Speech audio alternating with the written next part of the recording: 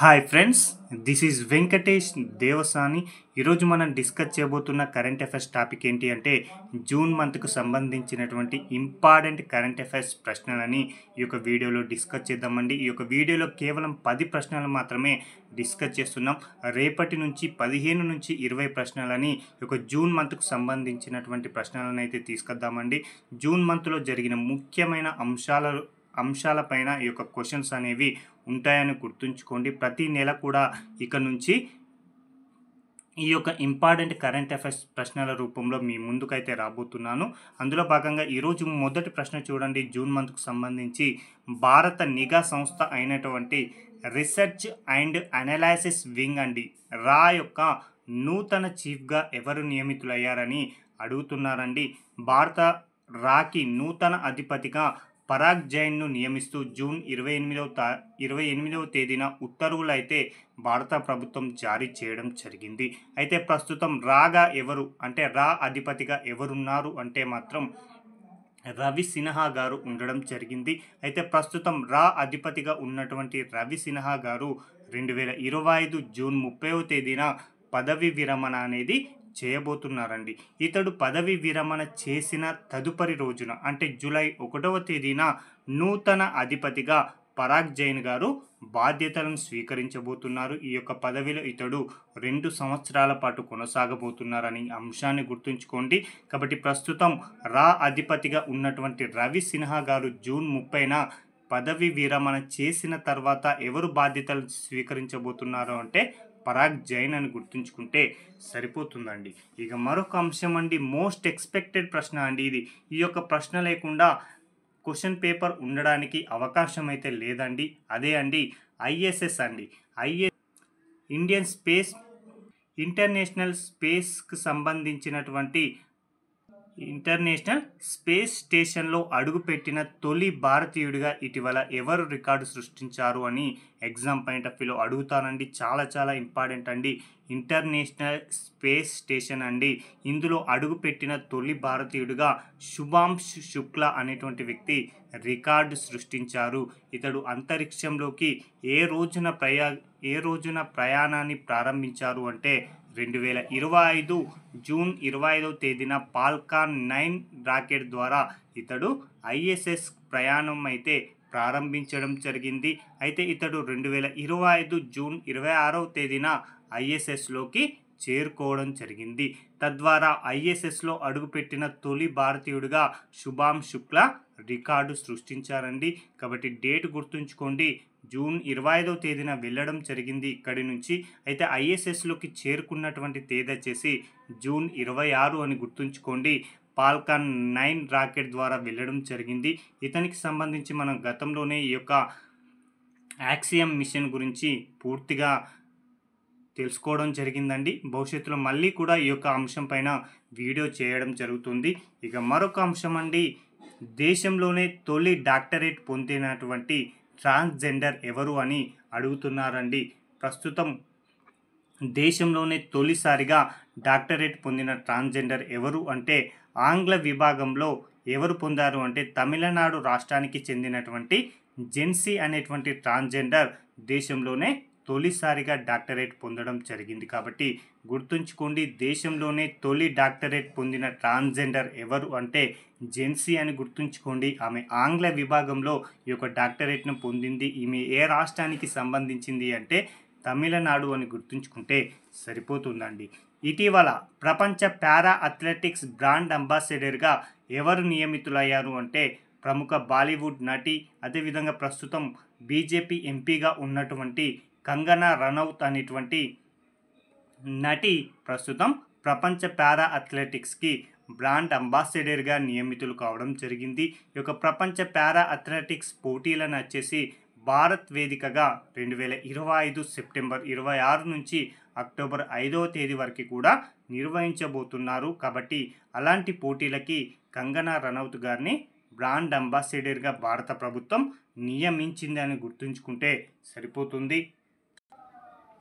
ఇటీవల భారత మాజీ ఉపరాష్ట్రపతి ఆవిష్కరించినటువంటి బహుముఖ బెనారస్ పుస్తక రచయిత ఎవరు అని అడుగుతున్నారండి.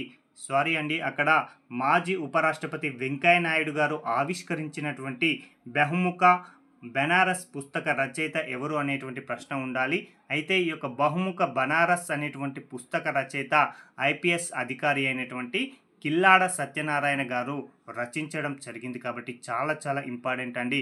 హైదరాబాదులో నిర్వహించిన ఒక ముఖ్యమైన కార్యక్రమంలో భారత మాజీ ఉపరాష్ట్రపతి అయినటువంటి వెంకయ్య నాయుడు గారు పాల్గొని కిల్లాడ సత్యనారాయణ గారు రచించినటువంటి బహుముఖ బనారస్ అనేటువంటి పుస్తకాన్ని ఆవిష్కరించడం జరిగింది. కాబట్టి ఈ యొక్క అంశాన్ని కూడా గుర్తుంచుకోండి.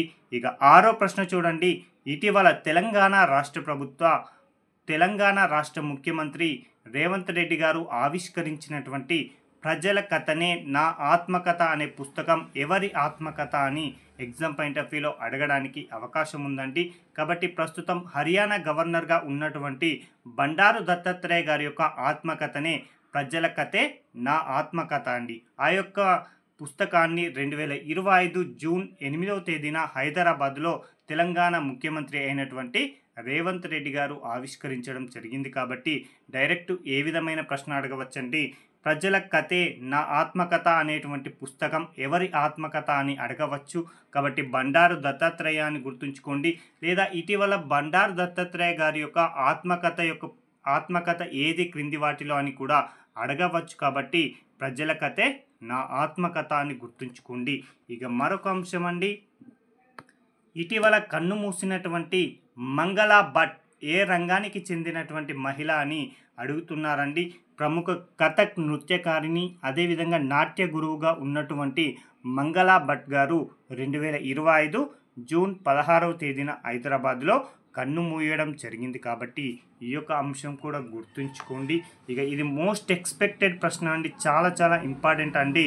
అంతర్జాతీయ యోగా దినోత్సవం 2025 థీమ్ ఏంటి అని అడుగుతున్నారండి. ప్రతి సంవత్సరం కూడా అంతర్జాతీయ యోగా దినోత్సవాన్ని జూన్ 21వ తేదీన నిర్వహించడం జరుగుతుంది. అలా ఎప్పటి నుంచి నిర్వహిస్తున్నారు అంటే 2015 సంవత్సరం నుంచి ఈ యొక్క అంతర్జాతీయ యోగా దినోత్సవాన్ని నిర్వహించడం జరుగుతుంది. అయితే ప్రతి సంవత్సరం కూడా ఒక ప్రత్యేకమైన థీమ్ని అయితే ఎంచుకోవడం జరుగుతుంది. అలా 2025లో అంతర్జాతీయ యోగా దినోత్సవానికి ఎంచుకున్న థీమ్ను కనుక పరిశీలిస్తే yoga for one earth one health అండి. చాలా చాలా ఇంపార్టెంట్ అండి, థీమ్ని గుర్తుంచుకోండి. Yoga for one earth one health అనేటువంటి ఒక థీమ్ని ఎంచుకోవడం జరిగింది. ఇక 9వ ప్రశ్న, ప్రపంచ శరణార్థుల రెఫ్యూజ్ అండి. ప్రపంచ శరణార్థుల లేదా రెఫ్యూజ్ డే యొక్క థీమ్ ఏంటి అని ఎగ్జామ్ పాయింట్ ఆఫ్ వ్యూలో అడగడానికి అవకాశం ఉందండి. అసలు శరణార్థులు అంటే ఎవరో మనకు తెలిసి ఉండాలండి.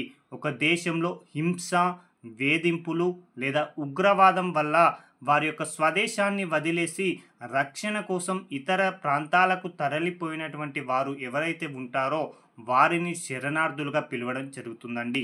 మరొక అంశంగా గుర్తుంచుకోండి, ఏంటి శరణార్థులు అంటే హింస వల్ల లేదా వేధింపుల వల్ల లేదా ఉగ్రవాదం వల్ల ఒక దేశంలో గనక ఈ యొక్క పరిస్థితులు సంభవించినప్పుడు ఆ దేశంలో ఉన్నటువంటి ప్రజలు తమని తాము కాపాడుకోవడం కోసం, తమ రక్షణ కోసం వారి యొక్క స్వదేశాన్ని అంటే ప్రస్తుతం ఉన్నటువంటి దేశాన్ని వదిలి ఇతర దేశాలకు లేదా ఇతర ప్రాంతాలకు గనక వెళితే వారిని శరణార్థులుగా పిలవడం జరుగుతుంది. అయితే వారి కోసం ఒక దినోత్సవాన్ని ప్రకటించడం జరిగింది. అలా ప్రపంచ శరణార్థుల దినోత్సవం ఎప్పుడు అంటే జూన్ 20వ తేదీ అని గుర్తుంచుకుంటే సరిపోతుందండి.